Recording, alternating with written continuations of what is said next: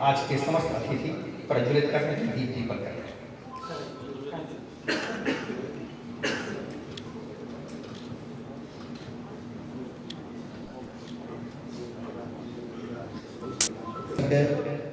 श्री अमोतोष जी भार्गव कृपया आए, मैं भी महाराज जी का स्वागत करें।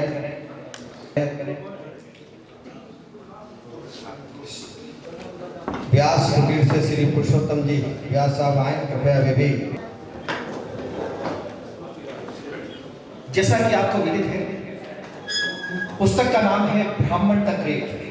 लिखना इस बात का प्रेरक है, इस बात का द्योतक है कि हमारा मुल्क, हमारा देश एक दूसरे को समझने वाला देश है, साझा संस्कृति का मुल्क है। यहाँ पर हिंदू, मुस्लिम, सिख, ईसाई सभी एक दूसरे की भावनाओं को समझते हैं और ये केवल हिंदुस्तान में ही संभव है। एक बार हम जोरदार तालियों से इस विमोचन के साक्षी हैं। हमारे संत हैं जिन्होंने धर्म को, संस्कार को आगे ले जाने का बीड़ा उठा रखा है। जूना पीठाधीश्वर के हमारे महामंडलेश्वर श्री शैलेश्वर गिरी जी, मैं ये कहूँगा कि नए कमरों में चीज़ें पुरानी कौन रखता है, परिंदों के लिए कुंडों में पानी कौन रखता है, यही थामे हुए धर्म की दीवार को वरना सलीके से संतों की निशानी कौन रखता है।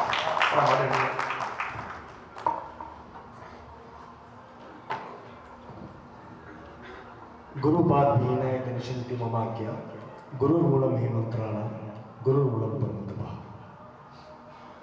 भगवती भैरवी ने यामल तंत्र में निर्दिष्ट किया है, गुरु की आज्ञा के बिना किया गया प्रत्येक कर्मों में नष्ट कर देती। आज के इस दिव्य मंच पर आसीन परम गुरु प्रातः स्मरणीय शुक्राचार्य जी के चरणों में वंदन करते हुए अपने स्वयं के गुरु महर्षि कपिल अद्वैत का दर्शन करते हुए अनुमति चाहूंगा कि संक्षिप्त में कुछ बिंदु आज के इस विषय पर मैं कह सकूं। ओम पर ब्रह्म परमात्मे नमः। ब्राह्मण क्या है, क्यों है, कैसे है, प्रकृति और सनातन का सायुज्य में है, ये सब व्याख्याएं शतपथ ब्राह्मण से लेकर के तरह का अनेक ग्रंथों के अंदर वर्णित है। किंतु आज के इस युग में ब्राह्मण पीड़ित है। वो ब्राह्मण जो वर्तमान की विभीषिकाओं के अंदर जिन धर्म स्थलों का वह संवर्धन, संरक्षण करता आया है, उनको व्यापारिक केंद्र बना दिया गया है। उन ब्राह्मणों का चिंतन का यह मंच बन गया। देशाटन और पर्यटन का अंतर विलुप्त करने वाली सत्ताओं को दर्पण दिखाने का कार्य ब्राह्मण ही कर रहा है।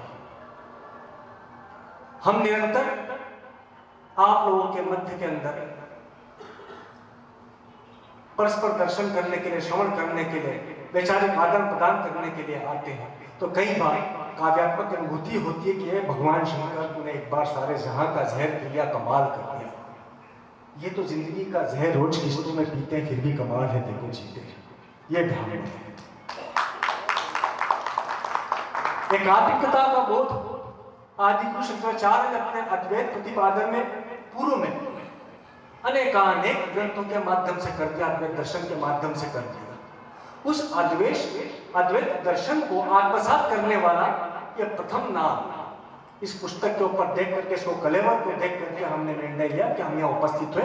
अंदर क्या है हमें नहीं मालूम, किंतु जब इस पुस्तक का वहां पर बैठे बैठे प्रथम प्रश्न पढ़ता, तो he was giving thanks to his mother Nehru निशा, अपनी मां को आप साधुवाद देंगे।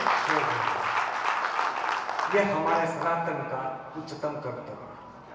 और दूसरा, आपकी इस पुस्तक का एडिटर हमने पढ़े, उनका नाम था टीचर। यह अन्यान्य धर्म का एक और विषय है। पुस्तक का विषय जो है वो है ब्राह्मण, और लेखक है नियाज खान।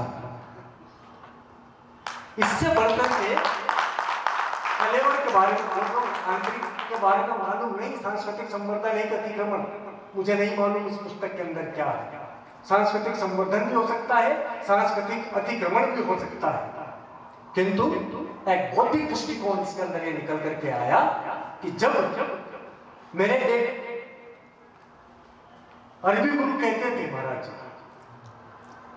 तो वो मंत्र बोलते थे और आयतों के साथ में सायुज्य करते थे। तो जब वो कहते थे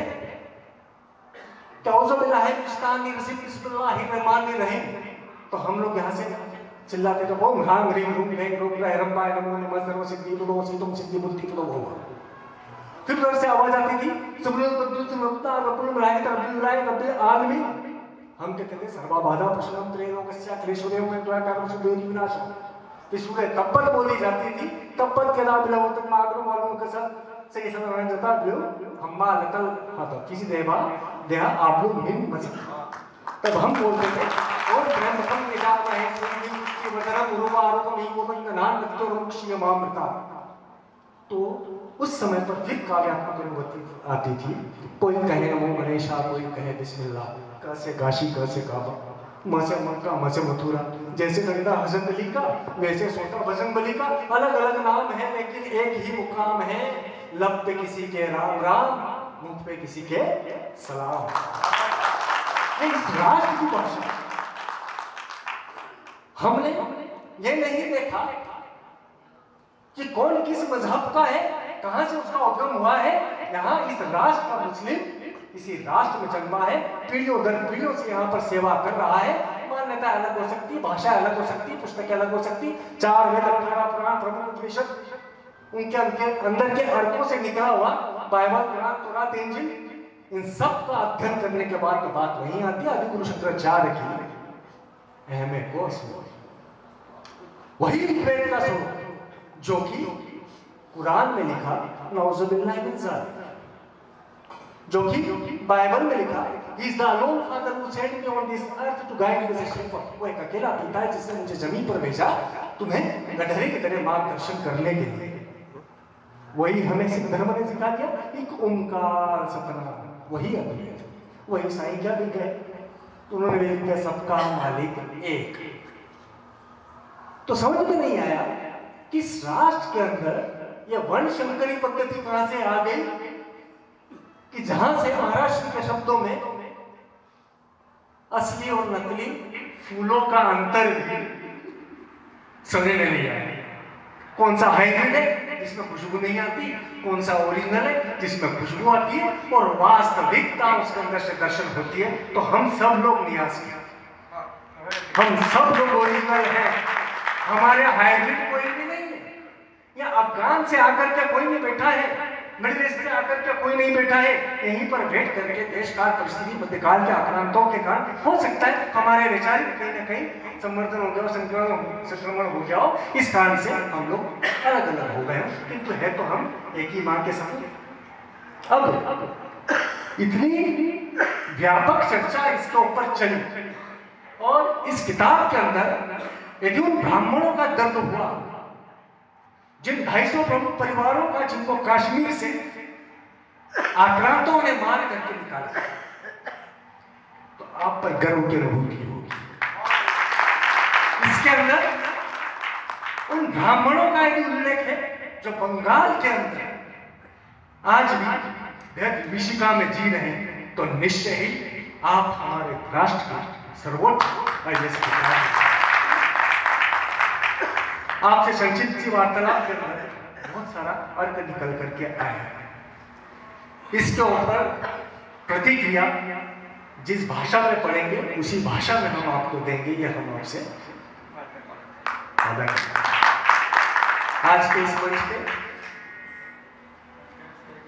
जब शंकराचार्य जी बैठे तो उस समय पर अतिरिक्त वाणी कहना भी धृष्टता मानी जाती है, किंतु आपकी सहजता देख करके, सरलता देख करके निरंतर आपके समक्ष हम कुछ कहने का प्रयास करते रहे।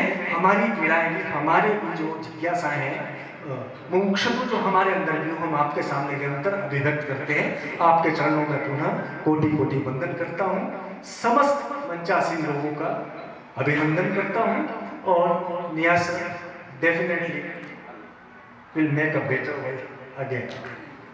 नमो नारायण।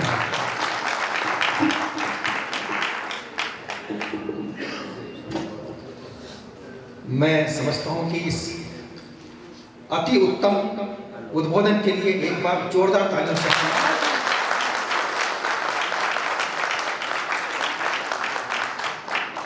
और अभी तक हमने जितने विद्वानों को सुना, मैं समझता हूं कि इससे अच्छे उद्बोधन जो सबने दिए और कहीं पुस्तक के लिए हो नहीं सकते।